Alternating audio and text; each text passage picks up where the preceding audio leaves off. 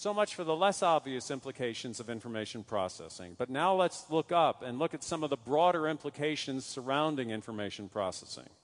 What happens to our workforce when computers are billions of times faster and can condition solutions that, if we can combine them and produce phenotypes that are the end result we want, that can produce things that we ask for? What happens to us when computers are faster and notionally smarter? And I don't want to get into the area of are they aware, are they intelligent? Those are almost meaningless questions. But what happens to work when computers can do it faster, can do it better, can do it cheaper? Well, one thing that happens is the standard of living goes up dramatically, just as it did in the Industrial Revolution, when mass production meant that we could produce things that previously had been only available to the aristocracy, but because it was so much cheaper, everybody could now afford it. It was effectively a dramatic increase in the standard of living. Now suppose that computers are so powerful and so self-programming that they can do almost anything we want within physical limitations. Our standard of living goes up massively. But what work do we have to do? What is our world? What is our purpose in life without work? Is work our purpose? What is beyond work for the human animal? And are we smart enough to do this?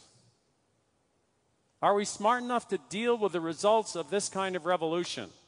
Increases in productivity, by definition, means that fewer people can produce the same result, or the same number of people can produce more.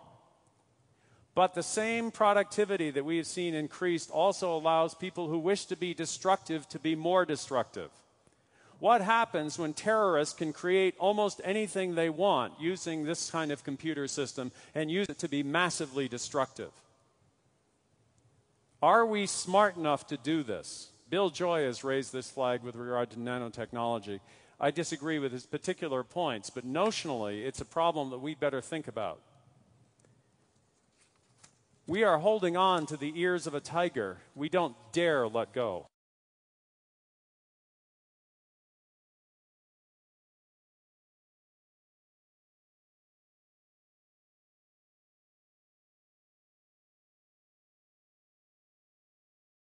The progress of cost-effective computing over the last century is not exponential.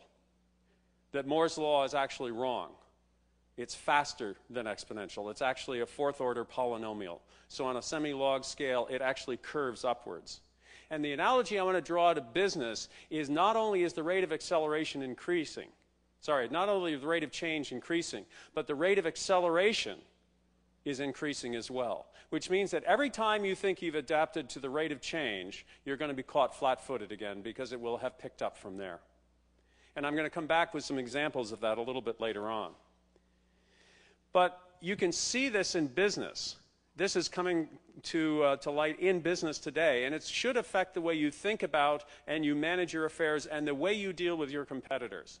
If you look at three major industries, computer hardware, computer software, and telecommunications, in the period of time from the 10 years from 1989 to 1999, the top 5 market leaders in those three industries lost approximately 15 to 30% of market share in that 10-year period. My point is that it is getting harder and harder to stay on top, that business is moving faster and faster, and the only companies that are going to thrive and survive are those that can actually use change as a competitive weapon, that can force the rate of change and wrong-foot their competitors. So when you are looking at your value proposition, you need to be thinking about how do we force the rate of change, how do we keep ahead of the rate of change.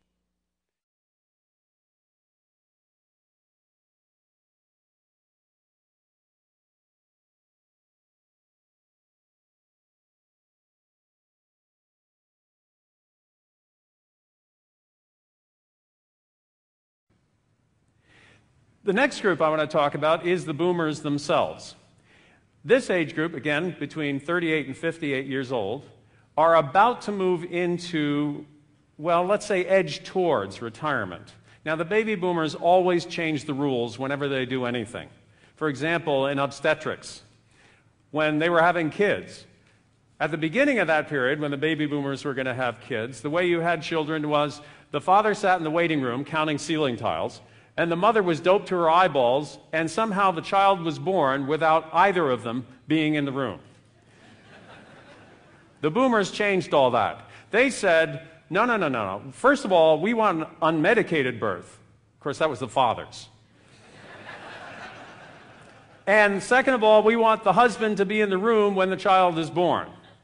And the medical said, oh, no, we can't do that. We can't allow that. So what did the baby boomers do? Well, they handcuffed the father to the mother, so he had to be in the delivery room. Now, of course, you can have the father, and you can have a friend, you can have relatives, you can have a visiting traveling band. You know, it doesn't seem to matter. It's more the merrier. Come on in. But they're doing the same thing with retirement. They are changing the rules on retirement, and they are edging towards the door. You know, they'll work on contract, or they'll work 3 days a week and have long weekends, or they'll work 9 months a year and take January, February, and March and golf. Or they'll start doing some consulting. But largely, they're avoiding cold turkey retirement. But what they are going to do is they're going to start to take more holidays. They're going to start to do more education. They're going to go to Machu Picchu and climb up, and they want to learn about the Indians that live there. They want to do things differently. And that's going to mean that their financial needs change, particularly as the transition from working to retirement is the most dramatic financial change in your life, and it is probably one of the most poorly documented.